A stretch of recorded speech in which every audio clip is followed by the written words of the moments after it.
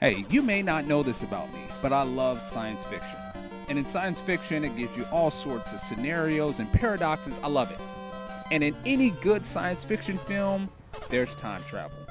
So today, I'm going to explain and break down the time travel from some of your favorite old and new films.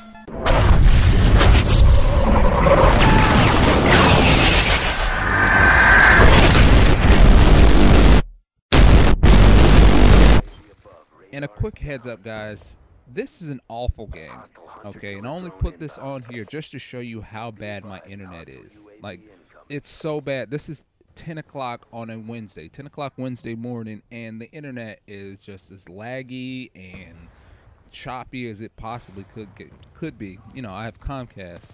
So, you know, the thing is, when I play, especially when I'm playing against bad internet, you have to play so hard just to do remotely well.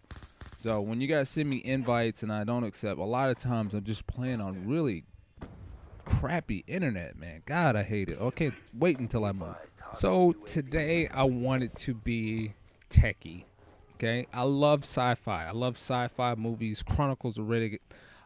Star Trek was one of my favorite shows, and actually I started watching Star Trek Voyager. I actually got to the end of the series, and they had another at the last episode is where Janeway's older self meets her newer self, and they work together to defeat the, you know, big nerdy stuff. But it got me to thinking about time travel. So I wanted to break down some of the concepts of time travel in a lot of my favorite movies. So there's about 10 or so concepts that are used in movies about time travel, and then a lot of the concepts are layered on top of each other, so they get pretty specialized. And really, I just want to talk about 5 of the most popular ones that are used in a lot of these films. So, do any of you guys remember the Planet of the Apes? And a lot of you guys are probably too young to know it, but the Planet of the Apes is a movie whose story is based off of the single timeline concept. And the single timeline is basically, in time travel, time only moves forward. And that's basically how you and I perceive time. So when an event happens, you can't go back and change it. Time just steadily progresses forward. So that's the single timeline.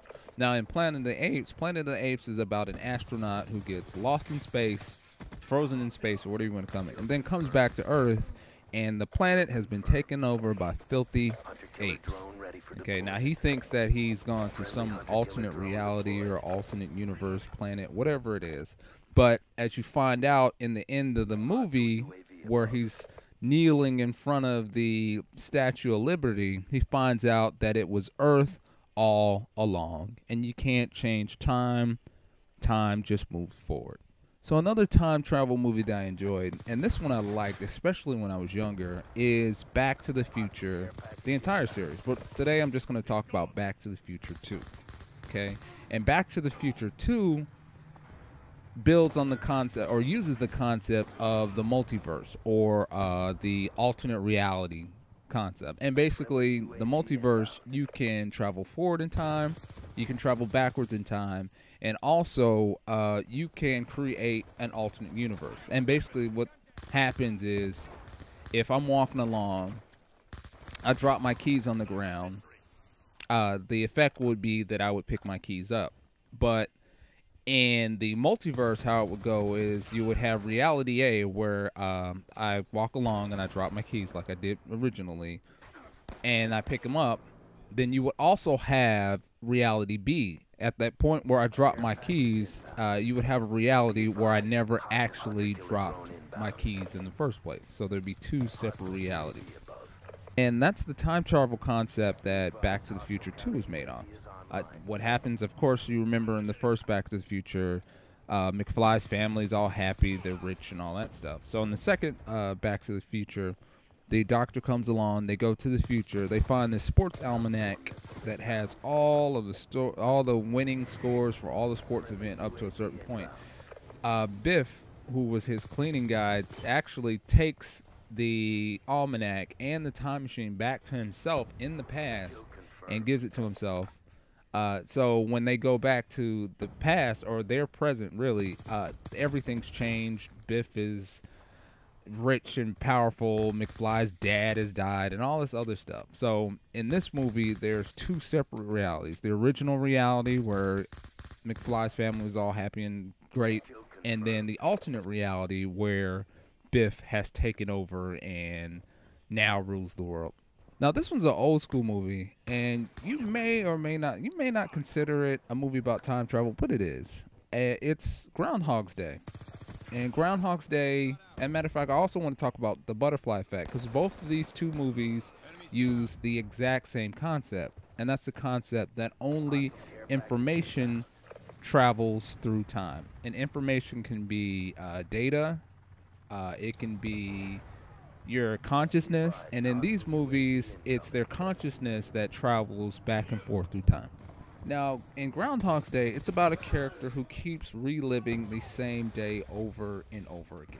Okay, so at the beginning of his day, at the end of his day, he is sent back to the very beginning of his day, and he keeps reliving the scenario over and over and over. So it technically is time travel.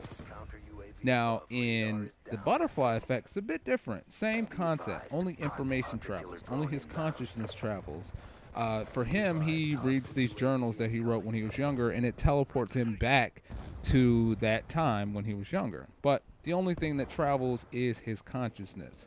So the movies are completely different in their execution of how it's done. But as far as the concept itself, they both use the exact same thing. All right, so I'm going to go ahead and end it right here. This is going to be part one.